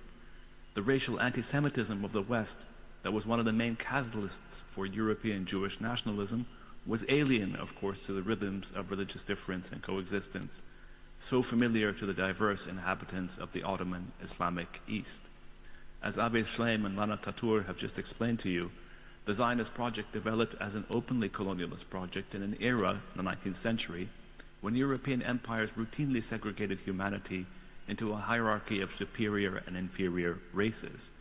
So while leading Zionists such as Herzl grappled with the racial anti-Semitism of Europe, they were also desperate to belong to this Europe. They expressed, shared, contributed to, and circulated many of the foundational tropes of racism of 19th century Western culture, that the non-West was manifestly inferior, that the land of indigenous peoples was largely quote-unquote empty and thus open to colonization, and that the removal of native peoples was justifiable, inevitable, and necessary. Recall, of course, one of the most notorious slogans of the Zionist movement was "a land without a people for a people without a land." The underlying point here is that both Christian and Jewish versions of colonial Zionism were predicated on solving Europe's so-called Jewish question, these are European terms, by removing or restoring Jews en masse to Palestine as if Palestinians did not exist and, more fundamentally, did not matter. What is astonishing is just how many significant proponents of colonial Zionism in Palestine, from Theodor Herzl to Arthur Balfour to W.E.B. Du Bois, all made variations of the same argument, that the Jewish people could not be assimilated into the Christian West, that they needed a national home of their own, that Palestine was a logical place to send them out of Europe. Thus, the transformation of multi-religious Palestine into a Jewish state was necessary to resolve Europe's so-called Jewish problem. The anti-Semitism in this Zionist proposition was either acknowledged obliquely or proclaimed or admitted openly, that Jews could not belong in Europe, and thus for their sake they had to be encouraged out of Europe, to build a European state outside of Europe. The racist Orientalism that regarded the native Palestinian population as dispensable was simply taken for granted. From the outset of the Zionist colonial project in the 19th century, Palestinians were consistently deemed inferior, lacking history, and thus utterly irrelevant to a changing Western understanding of itself, whether we're talking about the 19th century that explicitly was racist and colonial, or in the post-World War II era that claimed to repudiate anti-Semitism, that is to say the West. So note that after World War II, members of the jury, US politicians rejected allowing the survivors of the Holocaust into the United States, just as Arthur Balfour himself had at the turn of the 20th century rejected Eastern European Jewish immigration to England. But at the same time, US politicians, journalists, and intellectuals across the United States and in Europe supported sending hundreds of thousands of Jewish displaced persons to Palestine in the name of decency and humanitarianism. Native Palestinians were entirely shut out of this decision-making process that most directly affected them. In November 1947, despite the fact that the overwhelming majority of the population of Palestine was Palestinian, and despite centuries of Palestinian belonging on what had always been their land, their villages, their towns, and their homes, there was no consideration given to the fact that the idea of resolving Europe's Jewish question and then the question of displaced persons, in other words, Jewish survivors of the Holocaust, at their expense should be seriously challenged. Virtually every Western state that voted for partition in 1947 recognized that Palestinians existed, and this is what's different from the 19th century version. After World War II, the European powers and the United States recognized that Palestinians existed, and they also recognized that they would be harmed by any partition plan of Palestine. But they justified their vote for partition in 1947 by insisting that what happened to the Jews of Europe was a horror that needed urgent redress. In other words, they valued what happened in Europe far more than they valued what was going to happen in Palestine. And this redress, they said, embracing Zionist logic, could only occur in Palestine, even if it came at the expense of the Palestinians. The Nakba, which we heard about just now, or the calamity of 1948, followed. Note that the co-author of the Universal Declaration of Human Rights, Eleanor Roosevelt, rationalized and justified the uprooting of Palestinians. Roosevelt blamed the Palestinians for opposing their own displacement. She justified her support for colonial Zionism by dehistoricizing what she regarded as primitive, irrational, and aggressive Arabs. World War II and the creation of Israel in 1948 reflected, in short, more than just Western settler colonialism as a practice of native elimination. The support of Israel, the identification with Israel after 1948, reflected a reconstitution, or at least a claim to reconstitute, post-war Western humanism at the expense of the Palestinians. The creation of Israel as a Jewish state therefore represented an implied Western atonement for its own terrible past, or at least a claim to atone for this past. Israel, remember, received reparations from Germany in 1953. Israel was celebrated, recall, in the liberal and leftist Western world before it was celebrated in the conservative and anti-immigrant West that we see today. But it is crucial to point out that the war against Nazi racism, and specifically the Western repudiation of the virulent anti-Jewish ideology of the Nazi state, was not predicated on a Western rejection of colonialism more broadly. France fought bitterly to remain in Algeria. Britain fought bitterly to remain in Kenya. The US supported Jim Crow segregation in the US South, and all supported apartheid South Africa. My point is that support for the new state of Israel after 1948, established outside of Europe in the name of the Jewish people after the Holocaust, was key to a reconstitution of post-war Western humanism, a sense of belonging in the world, a sense of leading the world. Palestinians, however, did not figure in this moral calculus, nor did most of the rest of the colonized world. This Western denial of an ancient, sustained, and meaningful Palestinian relationship to Palestine has had profoundly corrosive moral, political, and ethical effects. I appeal to members of the jury to see that these effects in Gaza, in the Gaza genocide, are playing out today in the 21st century. Thank you. Thank you, Osama. Thank you, Mr. Makdisi. And now we're opening time for some discussion, questions, and answers. So I'm going to ask our online speakers to stay online, as our Professor Penny said a few minutes ago. So yes, please, jury, it's your time now. If you have any questions, you're free to ask. Oh, thank you. I got a few questions. Can I all of them at once? You can ask our online participants if you want to, and you can just refer to the one that you're asking the question so that they know, because they cannot see us. Okay, very well. This is for Avi, and it comes from the personal experience, which has to do with the Jews of the Arab world. Are they seen also as victims, and do they have any kind of say about what's going on in terms of reparations or things of that sort? And how do you, from your own personal experience, where do you put yourself in this situation? For Jeff, he mentioned the principles of combatant and non-combatant cannot be applied. And I think he said it in the context of the victims. And then he talked about resistance. He distinguished between armed and non-armed resistance. And in that context, are there differences between combatants and non-combatants, since all of them are settler colonialists, whether by choice or by being there?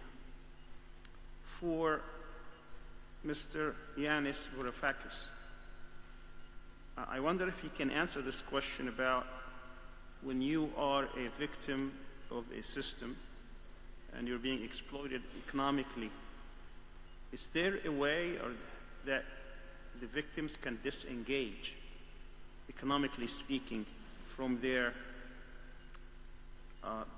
victimizers? In other words, the people of Gaza and the West Bank, can you think of any model by which they can disengage from that, again, as part of their resistance? And finally, you know, for Lana, she was asked about the question about why does Zionism persist? Can you identify from your perspective what would be the main sources of the Zionist strength and perpetuation? What would they be? Thank you.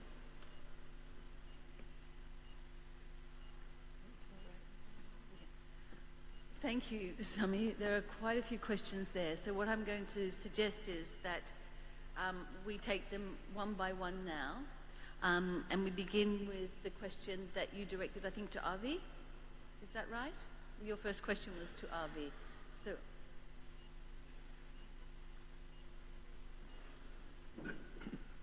thank you for your question to me about my personal experience.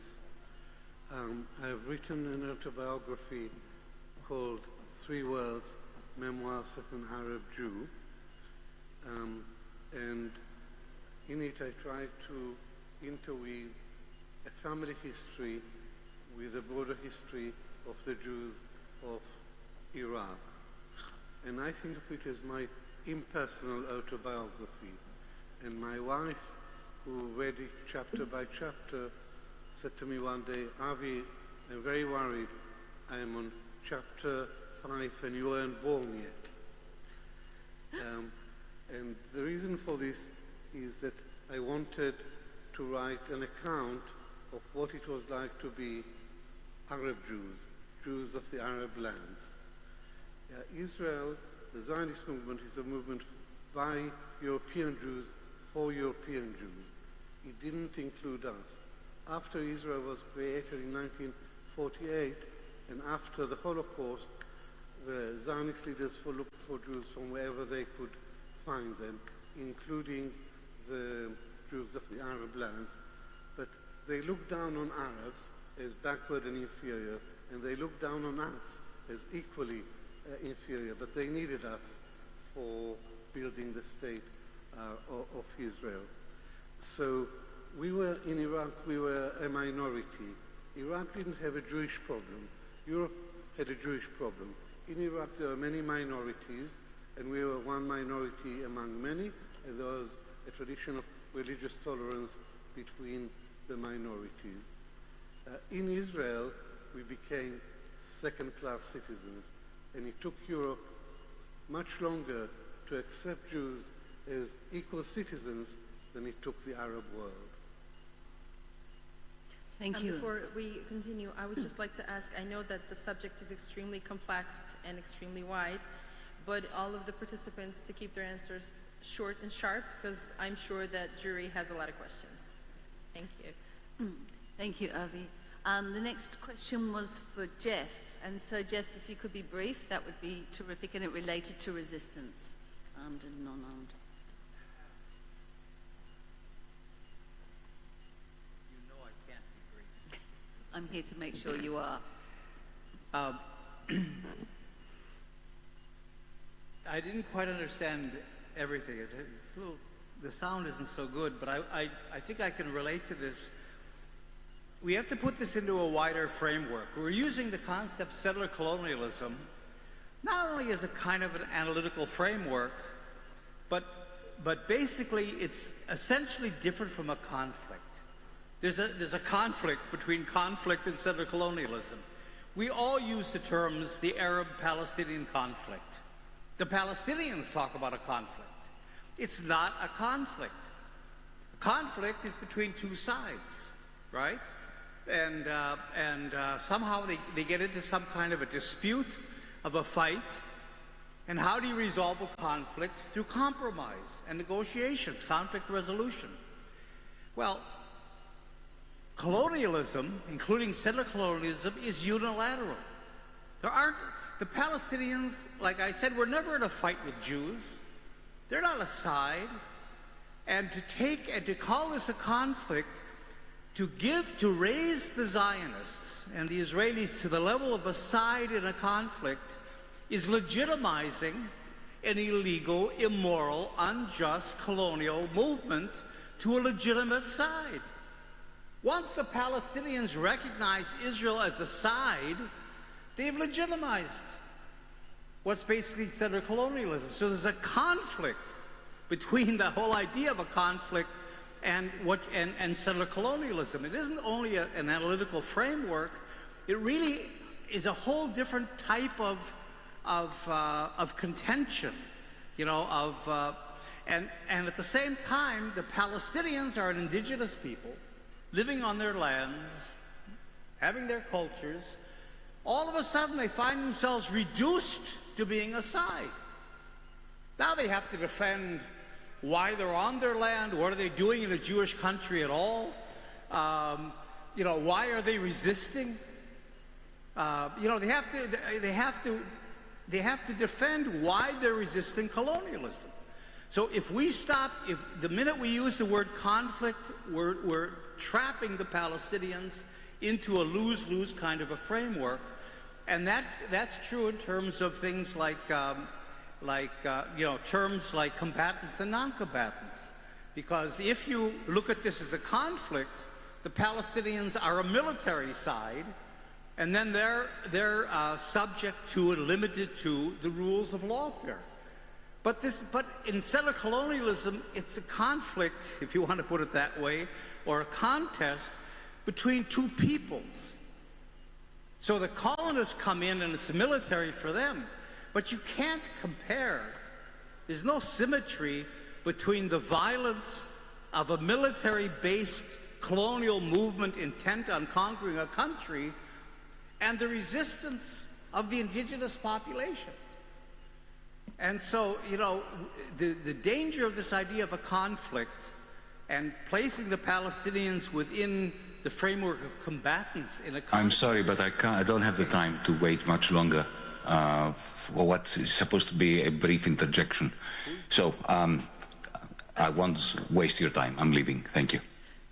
Oh, Yanis, we have the next question. Are you Oh, no, okay I'm to sorry, take- but you have not kept to the rules of our debate. Some people have had a lot more time, and I did make my deposition. I hope the jury comes to a verdict that will help the struggle. But I'm not prepared to sit idly by while the moderation is taking this particular turn. I'm sorry. Okay? So I'm handing over my time to other speakers. Goodbye. Okay. Thank you very much for your contribution. We really appreciate it. Thank you.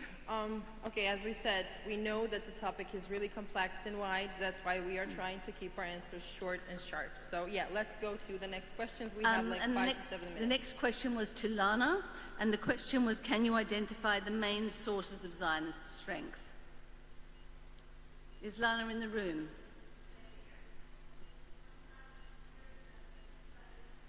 Yes, please, if you can.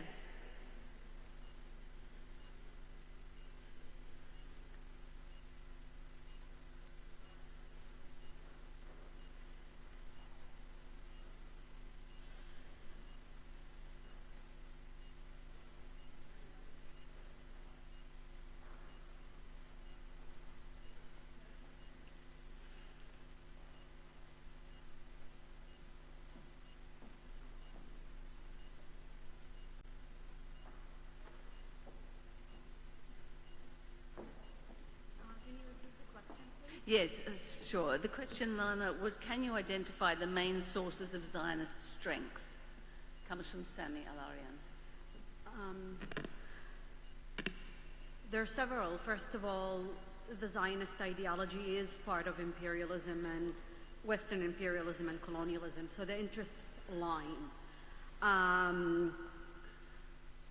The second issue is obviously the view of the Holocaust as exceptional form of genocide, and that has given the West has given quite a bit of impunity to Israel in the name of Jewish history. And what happens in that space is also part of it, that we Palestinians are being cast as inherently anti-Semitic.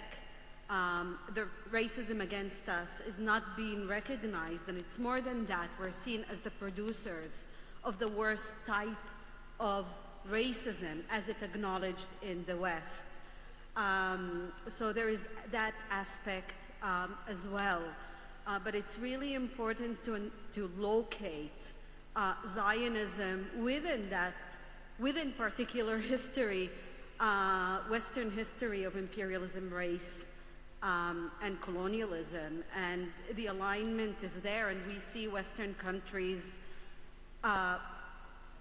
prioritizing the interests of Israel over their own citizens precisely because they see the interests of Israel as their own interests. But it's a big question, so I'm gonna... Thank you, Nana. I think Chandra has the next question. My question is related to Yannis' presentation. He's gone now. So he's not going to be able to answer this here. But for the sake of our audience here, I thought that one of the points that should also be considered is, if you look at the support of the USSR for the creation of Israel in 1948, and the factors that generated that support, related to the Holocaust, it was related to the Nazi invasion of the Soviet Union, and there was a very strong sentiment prevailing within the Soviet Union about the state, the plight of the Jews. In other words, when you discuss how important capitalism was to the whole process, you cannot ignore these other factors, which are also very, very important. In other words, even if you didn't have the intertwining of Zionist interests with capitalism, what had happened to the Jews, the Holocaust, and everything else would also merit consideration.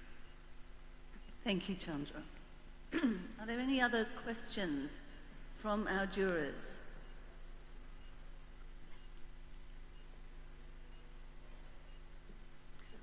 Okay, in that case, I'd like to thank the online presenters very much, and I'll hand over to Marima. Thank you. I guess that's it for questions and answers and discussion for today when it comes to this segment of today's first day of the conference. Thank you for the online speakers. Thank you for your time and your patience. And yes, now I will give you a break for coffee, 15, 20 minutes, and then we'll head back to listen to witness stories to those who were in the genocide area, who survived, and who have a lot to say.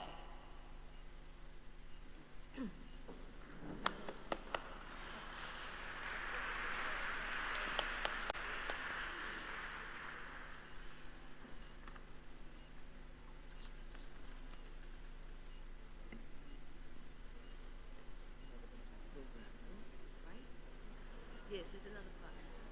I'll just turn it.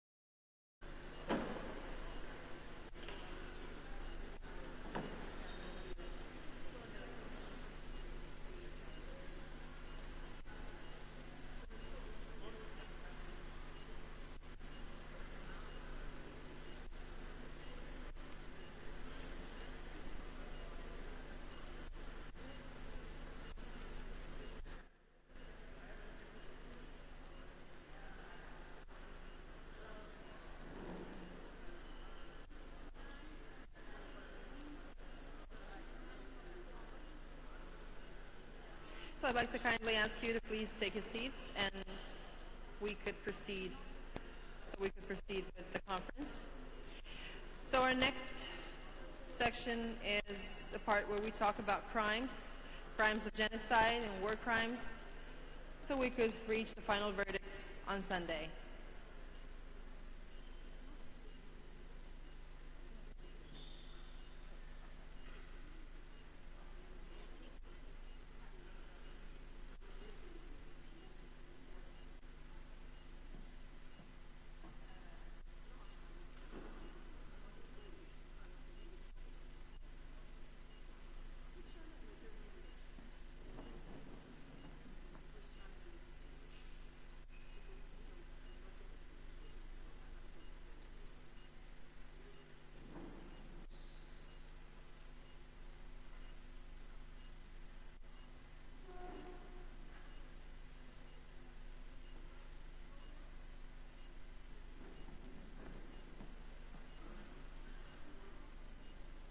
In this part of today's conference, we will be talking about the crimes, and first one to speak is a genocide survivor, and we will be listening to his testimony.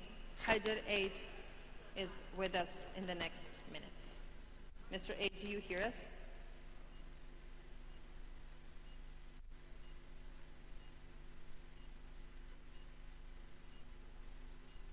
Do we have Mr. Eid online? Okay. So, Mr. Eid, you have your time, so please, as I've said, testimony of genocide survivor, Mr. Haider Eid.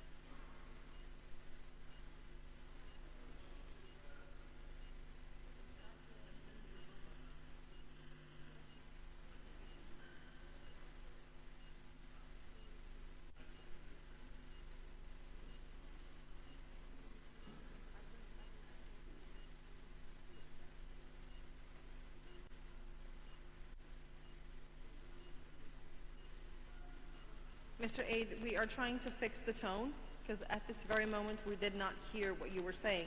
So if you could just wait for 1 second and let our team fix the tone. Yeah, obviously now it should be okay. So if you can hear me, you can start, and hopefully we will hear you too.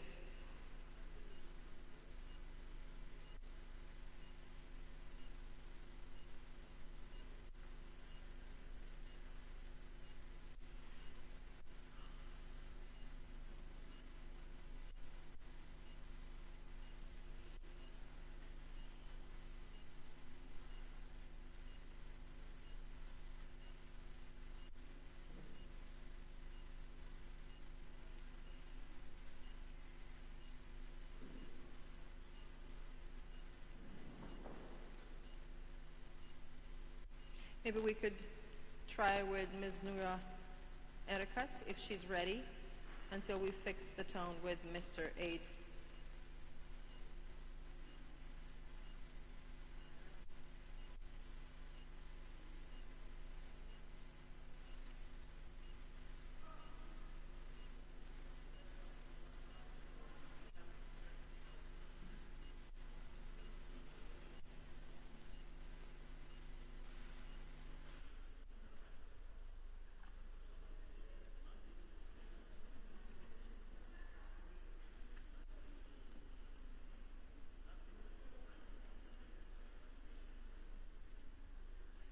So while the team is trying to fix this little issue with the tone, it's something that it usually happens when you use these technicalities, and we are really trying to have everyone here and hear everyone's opinion about this really important subject, something that we will have a conclusion of on Sunday.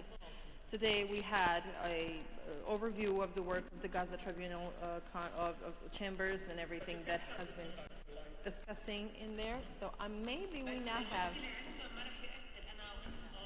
Mr. Eid.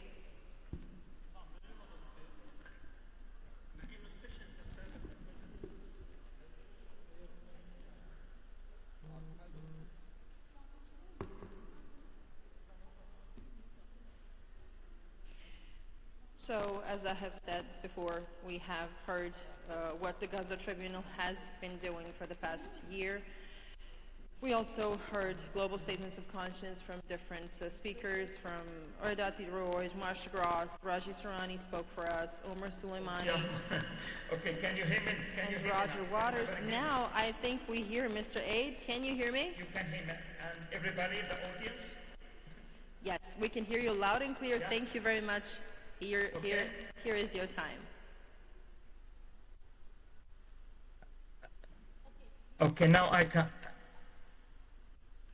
can start. Okay, thank you Feel so free to much. start, yes. Thank you so much. Should I, okay, from the beginning again? Yes, please, if it's not a problem for you. All right.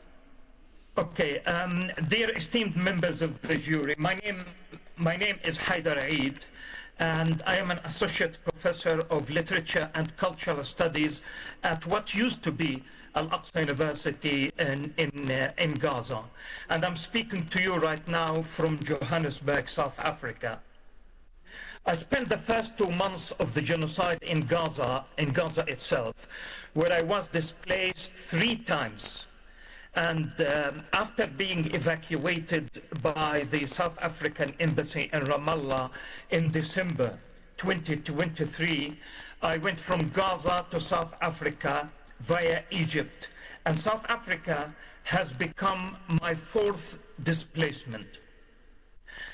And I want to begin by stating that it is extremely difficult to find an appropriate word that can describe and encompass the horror of what is happening in Gaza other than evil. An absolute evil, devoid of even the most minimal restrictions, controls, and deterrents, which, however superficial, sometimes succeed in curbing the savage evil that lurks beneath the surface and limiting its manifestations. This is an evil devoid of all frameworks and explanations that justify and rationalize its consequences and find excuses for it after the fact itself. Israeli political and military leaders have deliberately unleashed a genocidal war to wreak havoc on Gaza, my hometown, Gaza City, and I myself was born in the Nusayrat refugee camp, making Gaza unlivable, literally unlivable. Israel has severely punished Gaza's population, especially women, children, and the elderly, for daring to challenge its colonial invincibility. I was in Gaza when the deadly hermetic siege of 2006 was imposed and was meant to punish us Palestinians for voting against the Oslo Accords, for voting against the two-state solution, for voting for resistance in all its forms, or rather, as I said, for voting against the Oslo Accords and the so-called two-state solution. Even as the Israeli onslaught continued unabated over the years, it was 17 years later that October 7th presented Israel with the perfect opportunity to take its historically punitive approach towards Gaza to horrific, unprecedented new levels. The personal loss, and I'm supposed to be telling you about my personal experience, and I'm saying it very, very clearly, and I'm not in the habit of doing that. The personal loss has been too tremendous even to grasp. Personally, I have lost 54 relatives, cousins from the Eid clan, and I have lost 39 colleagues from Al-Aqsa University, and I have lost more than 280 students from our university, including some of my best students, literature students. I also have lost all my belongings, my flat, my neighborhood, my family home, my children's school, and my university. 2 days before the implementation of the so-called ceasefire, Trump's Gaza plan, I had received a message from a friend who is still in southern Rimal, or rather what used to be Tel el-Hawa. He wrote it while the Israeli genocidal forces were decimating Gaza City. And I want to quote what my friend sent to me. He said, "The world feels exceptionally dark tonight, and I am struggling to breathe, to stand, to think. I feel like I'm floating through space, like I have lost my footing. Ask any other Gazan and they likely feel the same, utterly hopeless and bereft of words to describe this hell. This hell we are witnessing and that my family is experiencing right now.